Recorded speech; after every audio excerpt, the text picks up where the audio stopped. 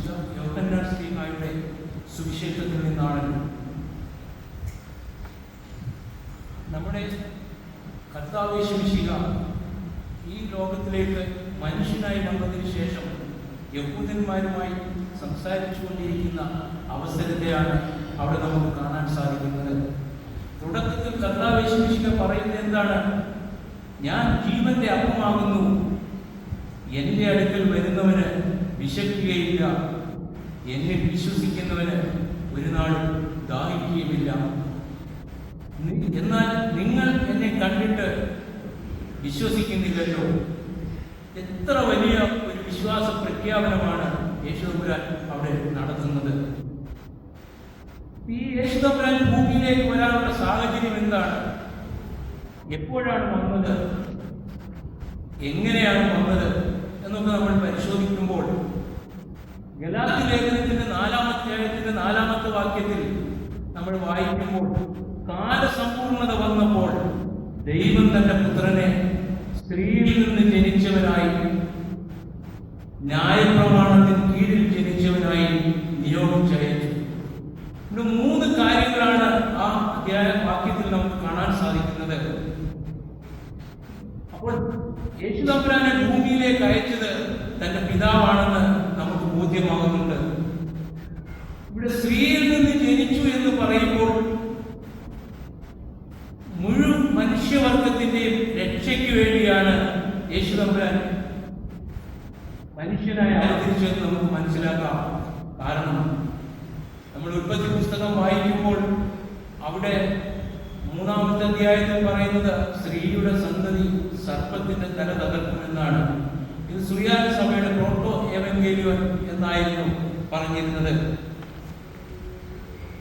സർപ്പത്തിന്റെ തല തകർക്കണമെങ്കിൽ സ്ത്രീയിൽ നിന്ന് ജനിച്ചെങ്കിൽ മാത്രമേ സാധിക്കൂ. അതുകൊണ്ടാണ് സ്ത്രീയിൽ നിന്ന് ജനിച്ചവനാണ് എന്ന് എഴുതിയിരിക്കുന്നത്. അപ്പോൾ സർപ്പത്തിന്റെ തല തകർത്തപ്പോൾ ആദിയിൽ ഉണ്ടായിരുന്ന ആ അനുസരണക്കേടെന്ന ആദ്യ ഭാവം അവിടെ ഇല്ലാതാവുകയാണ്. അങ്ങനെ ഒരു ഭാവം ഇല്ലെന്നാണ് സുറിയാനി സഭയുടെ വിശ്വാസവും. പക്ഷെ പലരും ഇപ്പോഴും പ്രസംഗിച്ചുകൊണ്ട് നടക്കുന്നത് ആദ്യഭാവമുണ്ട്. അത് കർത്താവായ യേശു ക്രിസ്തുവിൽ വിശ്വസിച്ചാൽ മാത്രമേ അങ്ങനെ ഒരു പാപം ഇല്ലാതെയാകൂ എന്നാണ്. പക്ഷെ അതൊന്നും സുറിയാനി സഭയുടെ വിശ്വാസത്തിലില്ല. നമ്മൾ പാടാറുണ്ട്,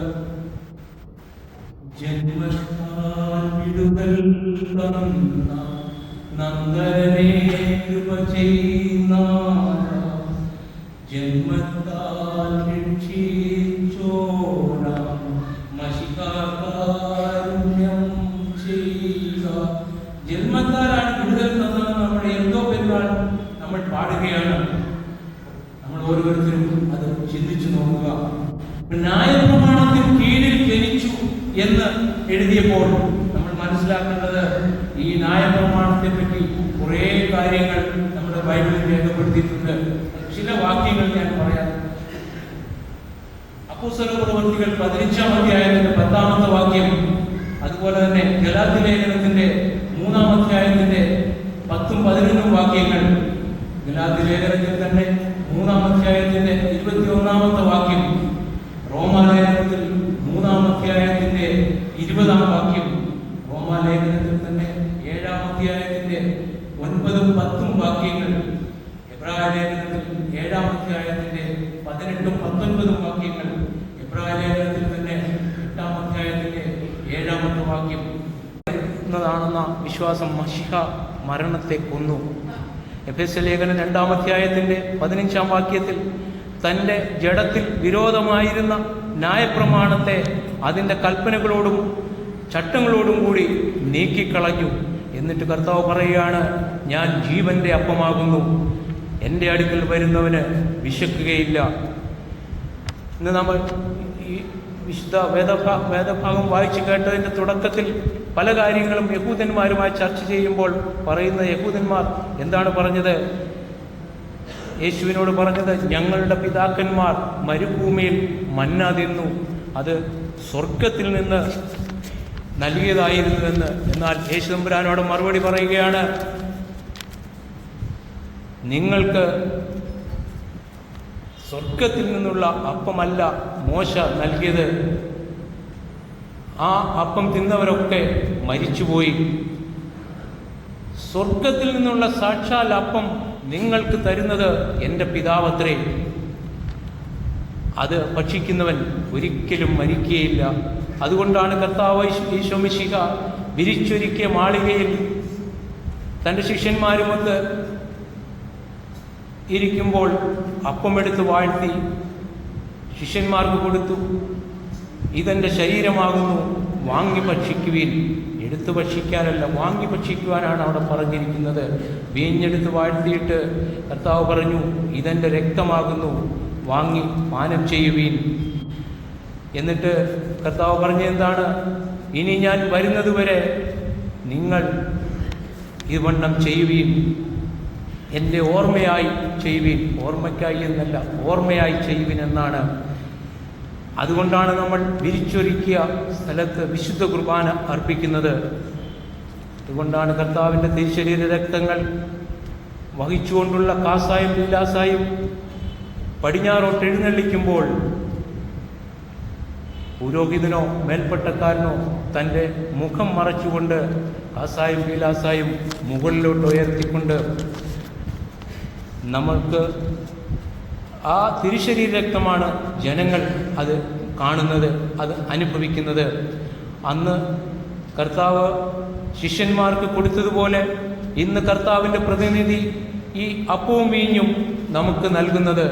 അത് കർത്താവാണ് നമുക്ക് നൽകുന്നത് എന്നുള്ള ബോധ്യത്തോടെ, വിശുദ്ധിയോടെ, പിതാവയച്ച യേശു ക്രിസ്തുവിലൂടെ നമുക്ക് ലഭിക്കുന്നു എന്ന ബോധ്യത്തോടെ അത് അനുഭവിക്കുകയാണ് നമ്മൾ ഓരോരുത്തരും ചെയ്യേണ്ടത്. നമ്മൾ പാടാറുണ്ട്, കർത്താവേ നിൻ രക്തശരീരങ്ങൾ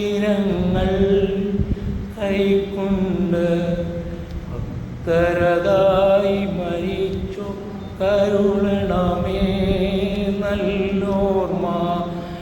അപ്പം കർത്താവിൻ്റെ രക്തശരീരങ്ങൾ കൈക്കൊണ്ട് നമ്മളത് ഭക്ഷിക്കുമ്പോൾ മാത്രമേ നമുക്ക് കർത്താവിൻ്റെ ഓർമ്മ ഉണ്ടാവുന്നുള്ളൂ.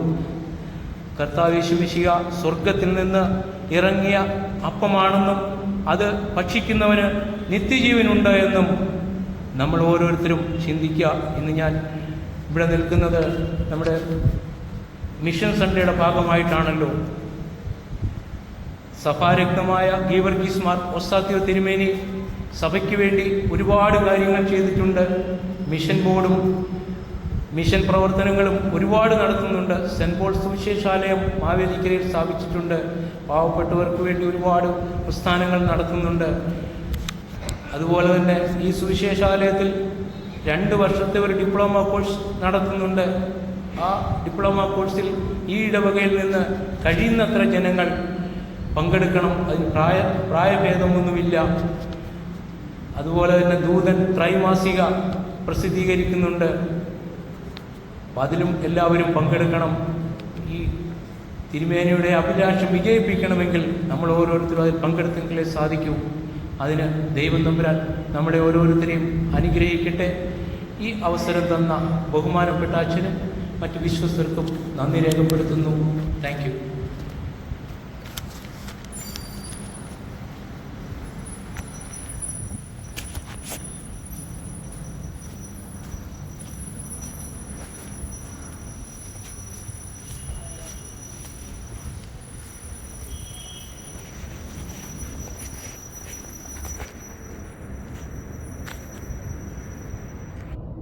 മിഷൻ സൺഡേയുടെ പ്രവർത്തനങ്ങളെക്കുറിച്ചും സഭയുടെ മിഷൻ പ്രവർത്തനങ്ങളെക്കുറിച്ചും പ്രത്യേകമായിട്ട് വീണ്ടും ജോണിച്ച ഗീവർഗീസ് എബ്രഹാം, അദ്ദേഹത്തിനെ അറിയപ്പെടുന്നത് ജോൺ എന്നാണ് അറിയപ്പെടുന്നത്. കുറ്റപ്പള്ളി മാളികല്യ ഇടവകമാണ്. വളരെ കാര്യമായിട്ട് തന്നെ മിഷൻ പ്രവർത്തനങ്ങളെക്കുറിച്ച് അദ്ദേഹം ഏതെങ്കിലും വിഭാഗത്തെക്കുറിച്ചാണ് കൂടുതലും പ്രസംഗിച്ചു. എങ്കിലും മിഷൻ്റെ പ്രവർത്തനങ്ങളെക്കുറിച്ചൊക്കെ പറയുവാനൊക്കെ നമുക്ക് ഇടയായി. സഭയെ സംബന്ധിച്ചിടത്തോളം മിഷൻ സൺഡേ അല്ലെങ്കിൽ മിഷൻ്റെ പ്രവർത്തനങ്ങൾ അഭ്യന്തരായ ഗീവർഗീസ് മാർ ഒസ്താത്യോസ് കാലഞ്ചിത ഗീവർഗീസ് മാർ ഒസ്താത്യോസ് തിരുമനസുകൊണ്ട് കൃത്യമായിട്ട് അത് നിർവഹിച്ചു വരുന്നു. പ്രത്യേകിച്ചും സെൻറ്റ് പോൾ സുവിശേഷാലയത്തിൻ്റെ ആഭിമുഖ്യത്തിൽ തുടങ്ങി വെച്ചതായ അല്ലെങ്കിൽ ഒസറ്റീവ് സിനിമയിൽ നടത്തിക്കൊണ്ടുവന്നതായ ആ പ്രസ്ഥാനം ഏറ്റവും അനുഗ്രഹപ്രദമായിട്ട് ഇന്നും അത് പിതാക്കന്മാരിലൂടെ ക്രമീകരിക്കുന്നു എന്നുള്ളത് ഏറെ സന്തോഷത്തോടെ ഓർക്കുന്ന ഒരു കാര്യമാണ്. എല്ലാ കുടുംബങ്ങളും എല്ലാവരും ഇടവകയും ഒന്നു ചേർന്നുകൊണ്ട് സഭയുടെ മിഷൻ പ്രവർത്തനങ്ങളെ ഏറെ പ്രോത്സാഹിപ്പിക്കുന്നു എന്നുള്ളത് അത് തന്നെയാണല്ലോ സഭയുടെ നിലനിൽപ്പ് എന്ന് പറയുന്നത്. മിഷനും വിഷനും ഉണ്ടെങ്കിൽ മാത്രമേ സഭ നിലനിൽക്കുകയുള്ളൂ. അപ്രകാരം സഭയുടെ നിലനിൽപ്പിന് ഏറ്റവും അനുയോജ്യമായ രീതിയിൽ ഈ പ്രവർത്തനങ്ങൾ ഭംഗിയായിട്ട് സെൻറ്റ് പോൾ സുവിശേഷ